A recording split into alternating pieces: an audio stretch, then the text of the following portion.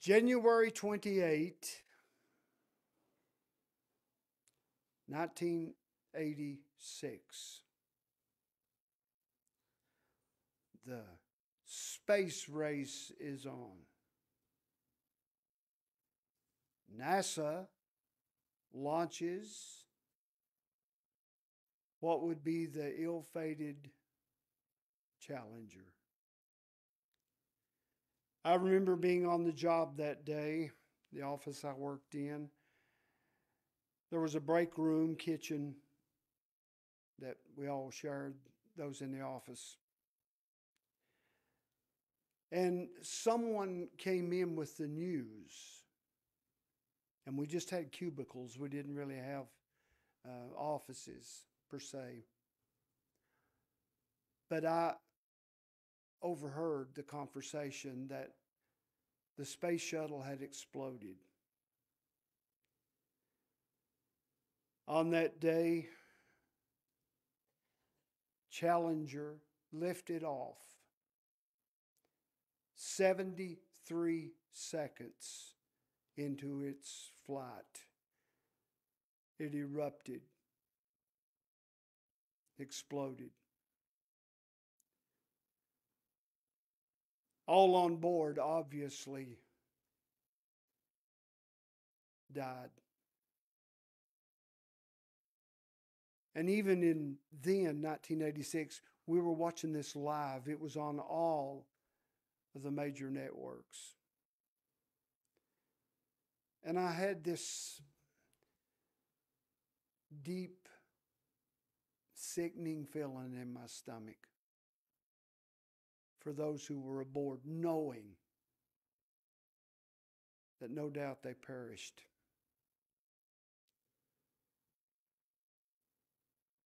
Mission Control's Steve Nesbitt said this: flight controllers here are looking very carefully at the situation. Obviously, a major malfunction. We have no downlink, no communication. I want to lift the words of Mr. Nesbitt when he said, obviously we have a situation. Life is filled with them. In this chapter, John chapter 6, Jesus and the disciples face a situation. Let's read of it. John 6, verse 1. After these things, Jesus went up over the Sea of Galilee, which is the Sea of Tiberias, and a great multitude followed him, because they saw his miracles which he had did on them that were diseased. And Jesus went up into a mountain, and there he sat with his disciples. And the Passover, a feast of the Jews, was nigh. When Jesus then lifted up his eyes and saw a great company come unto him, he saith unto Philip, Whence shall we buy bread, that these may eat? And this he said to prove him, Philip, for he, Christ himself, knew what he would do. Philip answered him, 200 pennyworth of bread is not sufficient for them, that every one of them may take a little. One of his disciples, Andrew, Simon Peter's brother, saith unto him, There is a lad here, which hath 5 barley loaves and 2 small fishes, but what are they among so many? And Jesus said, Make the men sit down. Now there was much grass in the place, So the men sat down in number about 5,000. And Jesus took the loaves, and when he had given thanks, he distributed to the disciples, and the disciples to them that were set down, and likewise of the fishes as much as they would. When they were filled, the people, he saith unto his disciples, gather up the fragments that remain, that nothing be lost. Therefore they gathered them together and filled 12 baskets with the fragments of the 5 barley loaves, which remained over and above unto them that had eaten. Then those men, when they had seen the miracle that Jesus did, said, this is of a truth that prophet that should come into the world. When we face a situation, 3 things can happen. We're going to focus on them. Number 1, situations can test our faith in Jesus. They can test our faith in Jesus. Jesus and his men had crossed over the Sea of Galilee. When they reached the other side, and this was normal, they were met by a large crowd, a mass of people. It was estimated to be around 5,000 men. Now, Matthew, in the accompanying gospel, says that there were women and children there as well. So we really have no idea what the final number would have been. 2 problems we see immediately. 2 lacks, if you will. The first problem was a lack of food. And the time of day is very, very important here. It had gotten well into the latter part of the day. It was supper time. The people, no doubt, were hungry. And when they went to see the miracle worker that they were so excited about, they hadn't thought of taking provisions, except for at least one of them. So there was a lack of food. There was also a lack of faith. In verse 5, the compassionate Christ asked Philip, one of his disciples, whence shall we buy bread that these may eat? Only someone with the love and compassion of Christ at that point would have saw a multitude of hungry people.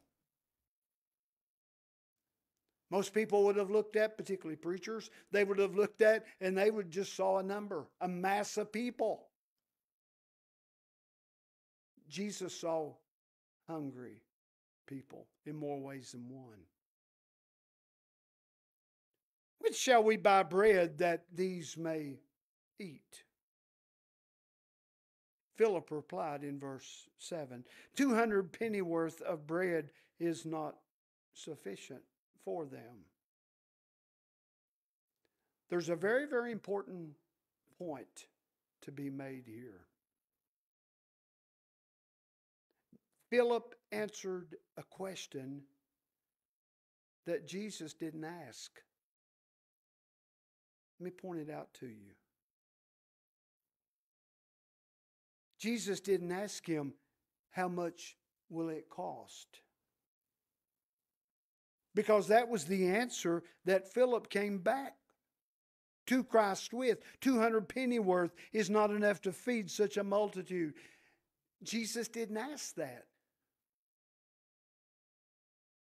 He didn't ask, where are we going to come up with the money to buy enough food for these people? Jesus just asked him, where can we get it? There is a big difference. Here's the point. The answer that Philip gave was dealing with the tangible. Faith was completely out of the picture. His estimate was based solely on the ability of man. A pennyworth. Actually, it was a denarius. It was a day's wage. So Philip calculated it to be enough money would take 200 days' wages to feed this crowd. Enter Andrew. He does a little better. While Philip is here calculating, trying to decide how much it's going to take to feed this massive group of people, Andrew's out in the crowd. He's seeing if there's any food out there. He returns in verse 9. He said, there is a lad here which hath 5 barley loaves and 2 small fishes. Now, if he would have stopped right there, we'd have said, boy, Andrew, the man of faith. But he didn't. There is a lad here, a small boy. He has 5 barley loaves and he has 2 small fishes. But what are these? How are these going to feed such a massive group of people? So both men, both of them, Philip and Andrew, made the mistake of leaving Christ out of the mix. They were basing their answers purely on man's ability. And I thought, we do the same thing so much.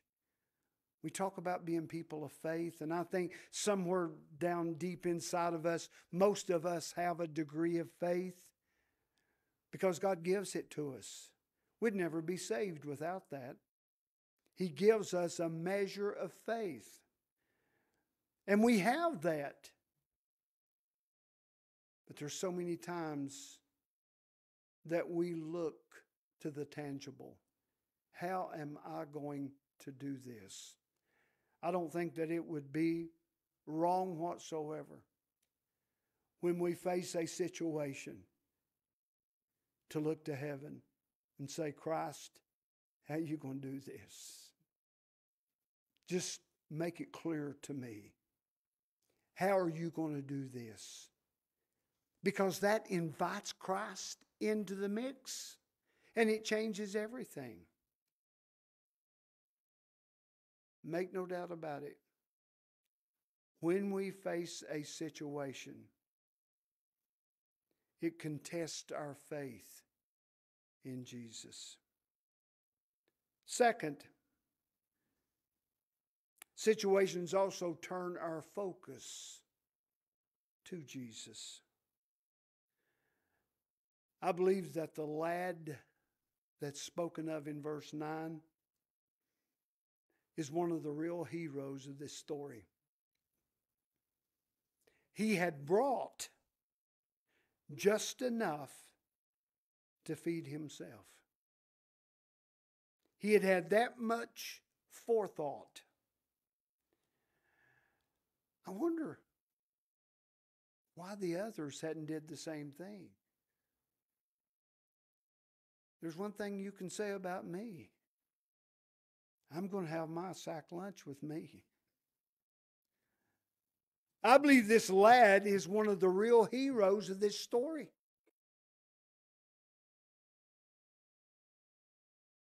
Andrew goes around. He spots this lad with his lunch. And he evidently asked it for him. He said, "Let me have that." And there is no evidence whatsoever that the little boy said, "Listen, I'm the only one here that had enough insight to bring my lunch. Forget it." No.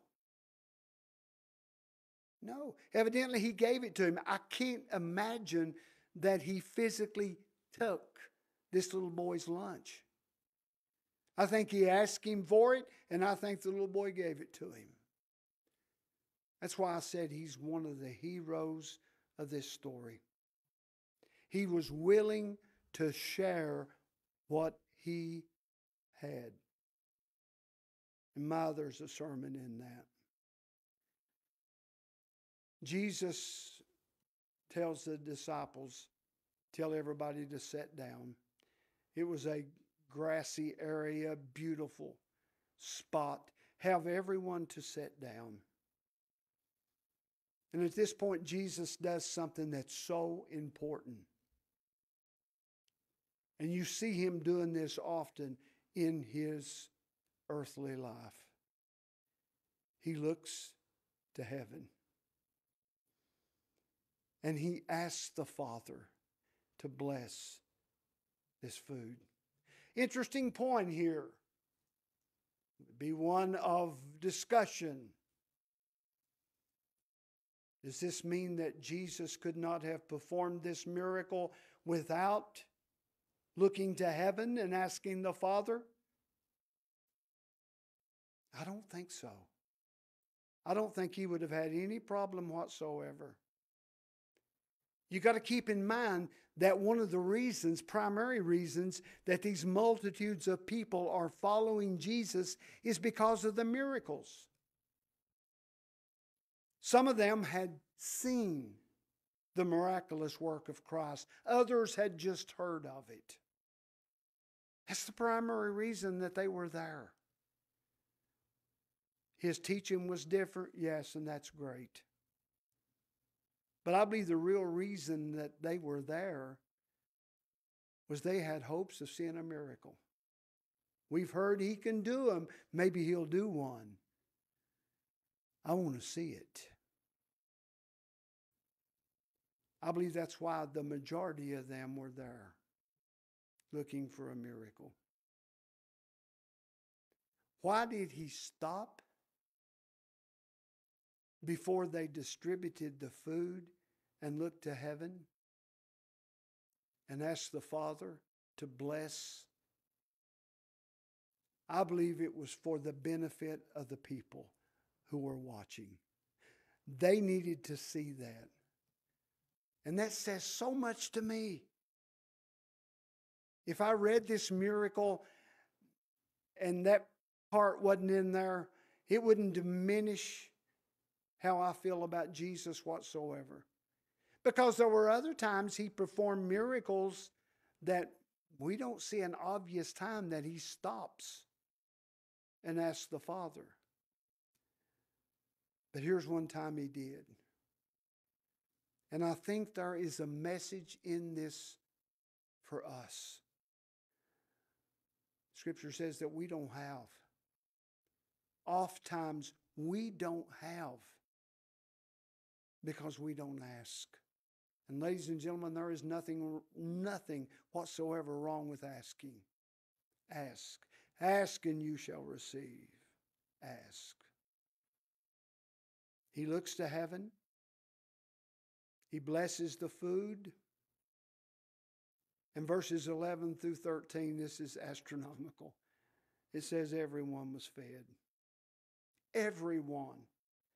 Now keep in mind, we call it the feeding of the 5,000, and the 5,000 was a conservative estimate. No doubt that there were many more than that. Every single person was filled. And then the amazing thing was after everyone was filled, there were still fragments. There was still food left over. And Jesus, in his typical fashion, tells his men, gather up the surplus. I think he also was sending out a message there. Don't be wasteful. Gather up the surplus. And that emphasizes the gravity of this miracle to me even more. Feeding that many people and there's still food left over. Situations, they can test our faith in Jesus. They can. They can turn our focus to Jesus. I believe at this point all eyes are on Christ. Thirdly, they teach us facts about Jesus. What was this miracle all about? One thing I do know, it was not about Christ's baking ability. It was not about his catering ability. Neither one. That was not the focus of this miracle. I think the real meaning is in verse 14. We read it. Then those men, when they had seen the miracle that Jesus did, said, this is of a truth that prophet that should come into the world. I believe that's the real meaning of this story. Yes, 5,000 people or more, obviously, are fed. Tangible, that's good. That's great. They went home filled.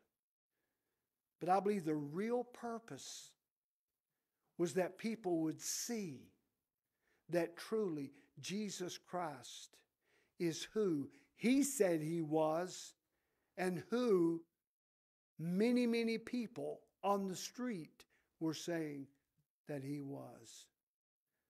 I don't doubt for a moment that a lot of those people who came that day were not certain. They were wondering if Jesus was truly the promised one. They weren't certain. And I'm not saying that everybody left that day and said, we're on board. He has to be the one, not everybody. I think common sense would tell us that.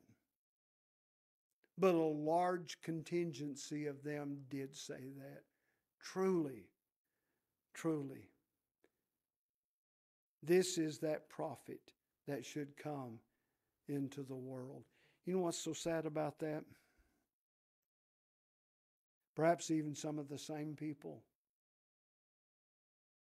later in the ministry of Christ, having seen this miracle and having made such a statement, were not certain in the end. You know why? Because in their vision of the promised one, the Messiah, he's not supposed to die. He is to be a king. He's to be seated on a throne. He's to rule over his people, Israel. He's not supposed to die. He's not supposed to be taken and arrested and crucified. That's not supposed to happen. And it's because they misunderstood what his ministry was all about. You see, he could never be the promised one, and he could never fulfill the will of the Father unless he died. He had to die